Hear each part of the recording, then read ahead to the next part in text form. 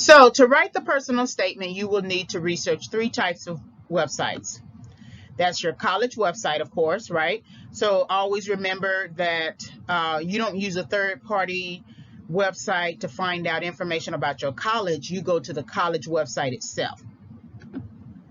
Bureau of Labor Statistics is going to give you career preparation information. You can find other career preparation information on a third party website, but they get all of their information from the Bureau of Labor Statistics, which is basically the horse's mouth.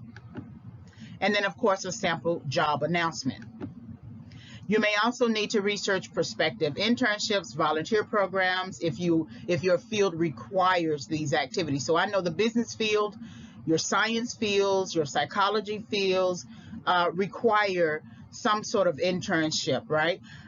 For your arts and humanities, you get experience as a graduate teacher. Sometimes even at the undergraduate level, you may be able to teach a class as a student teacher, but you would need to know if your field requires certain types of internships.